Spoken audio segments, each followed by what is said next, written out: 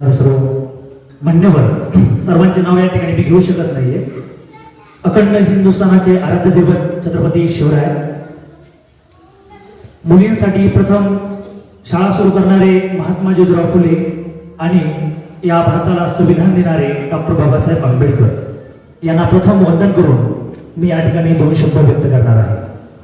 आज जर पाहिलं तर आज या कासापूरमध्ये जो आनंद आहे ना तो गगनात मावेल. एवढा आनंद एका मुलीनं या गावाचं नाव सुवर्ण अक्षरानं लिहून ठेवलं, अशी म्हणजे आपली निकिता पाटील. तसेच तिच्या सोबत असणारी तिची मैत्रीण वैष्णवी कांबळे हिनं सुद्धा मुंबई पोलीस मध्ये यश मिळवलंय. त्याबद्दल आपण या ठिकाणी सर्वजण जमलो आहोत. विचार करायला पाहिजे. या ठिकाणी सर्व पालकांना एक विनंती आहे की तुम्हालाही असा प्रश्न पडायला पाहिजे की माझी सुद्धा मुलगी या ठिकाणी या स्टेजवर मान्यवरांसोबत या ठिकाणी बसायला हवी आणि कुठेतरी देश सेवाला माझी मुलगी जावी, अशा प्रश्न आपल्याला सर्वांना पडायला पाहिजे. मी एक प्रसंग सांगतोय, मेहकरचा आहे, अगदी बुलढाण्यातला आहे. तुम्हाला माहित असेल की 65 वर्षाची एक लता भगवानकरे एक महिला होती पहा, आणि सर्व त्या ठिकाणी चांगलं चाललं होतं परिवारामध्ये, पण अचानक नवऱ्याचं दुखू लागलं आणि असं दुखल्यानंतर मेहकरला दवाखान्यात दिल्यानंतर डॉक्टरांनी सांगितलं की बाबा आता यांना मोठ्या हॉस्पिटलमध्ये न्यावं लागतं. तिच्या काळजात धक्क झालं, कारण तिला माहित होतं की आपल्या पुढं कोणी नाहीये, आपल्याला मदत करणारं कोणी नाहीये, आपल्याकडे पैसा नाहीये, शहरात जायचं म्हणलं पैसा लागणार आहे.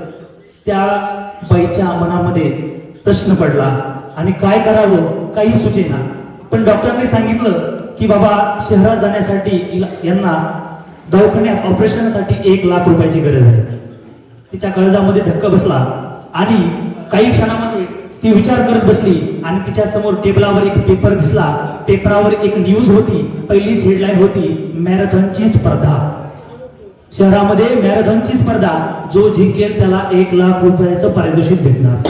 पाहणं, तिला गरज होती 1 लाख रुपयाची आणि त्या ठिकाणी संधी होती मॅरेथॉनची. तिच्या मनामध्ये प्रश्न पडला, ही जरी स्पर्धा 21 वर्षाच्या मुलींची असेल, पण मी जरी 65 वर्षाची असेल तर मला ही स्पर्धा अटेंड करावं लागेल, मला याच्यामध्ये पात्र व्हावं लागेल. आणि मी जर हे 1 लाख रुपये जर जिंकले तर माझ्या नवऱ्याचा जीव वाचेल. आणि त्या 65 वर्षाच्या बाईनं त्या ठिकाणी मॅरेथॉनच्या स्पर्धेमध्ये भाग घेण्याचा निर्णय घेतला. तिथल्या पंचांनी सांगितलं की बाई, ह्या 21 वर्षाच्या मुली आहेत, तुम्ही 65 वर्षाचे, तुम्ही यांच्यासोबत कसं पळताल. विनंती केली पंचांनी, आजीबाई तुम्ही खाली बसा, तुमचं वय झालंय, काय झालं तर काय होईल. पण ती आजी ऐकायला गेलतीये, नाहीये मला पळायचंय, मला काही करायचं नाही, पण मला ह्या स्पर्धामध्ये भाग घ्यायचा आहे. आणि एवढं केल्याच्या नंतर पंचांचं ऐकलं नाही, पण पंचांनी तिला सांगितलं की तू सुद्धा या स्पर्धेमध्ये भाग घेऊ शकतेस. आणि ती 65 वर्षाची बाई त्या स्पर्धेमध्ये पळायला तयार झाली. सर्व 21 वर्षात तरुणी मुली आणि ही 65 वर्षाची बाई, आणि स्पर्धा सुरू झाली.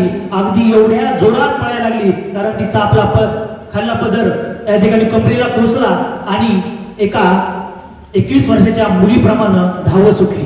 धावता धावता मनामध्ये एक प्रश्न सुटला.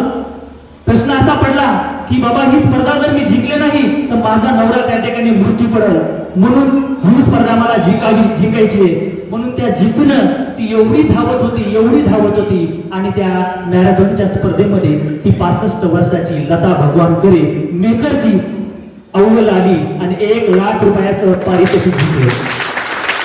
मला एकच सांगायचे, तुम्ही म्हणता की बाबा या प्रसंगाशी काय, तर एकच सांगायचंय की कोणतीही स्पर्धा करण्यासाठी वय मॅटर करत नाही, तुमची जिद्द पाहिजे, फक्त जिद्दच पाहिजे. ती जिद्द या ठिकाणी या निकिता पाटीलने या ठिकाणी दाखवली आहे, वैष्णवीने दाखवली. आज आपल्या समोर सत्कार होतोय, आपल्या गावाचं नाव रोशन केलंय. आपण नेहमी सांगतो, आपलं मुलगा एक बाळ जन्माला आलं ना तर आपण त्याला सांगतो, बाळा अंधारात जाऊ नको तिकडे भाऊ असते.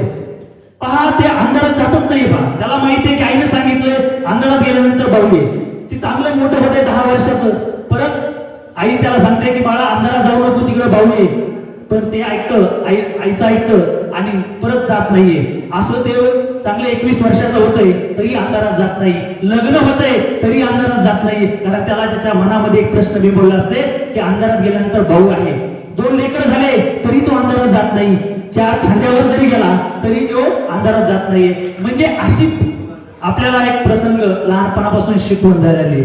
आपल्याला या ठिकाणी सरांनी सांगितले की गावामध्ये आपल्याकडे सगळ्या गोष्टी अवेलेबल केलेल्या आहेत. जिल्हा परिषद शाळा आहे, शांताबाई नखाते या ठिकाणी सेमी इंग्लिश स्कूल सुद्धा आणलेली आहे. अगदी मोलाचं या गावाला जी गरज आहे त्या ठिकाणी आहे आपल्याकडे. आणि मी तर म्हणतो आज एक नाही तर पुढच्या वर्षी 2 ते 3 मुलींचं या ठिकाणी पोलीस भरतीमध्ये नक्कीच भरती होणार आहे. आणि व्हायलाच पाहिजे. तो गावाचा आदर्श आहे. सर्व मुलींनी या ठिकाणी बसलेल्या मुलींनी हिचा आदर्श घ्यायचा आहे. पुढच्या वर्षी मी सुद्धा या स्टेजवर राहणार आहे असा संकल्प करायचा आहे. आणि एवढं बोलून माझं या ठिकाणी 2 शब्द संबोधित करतो. धन्यवाद सर.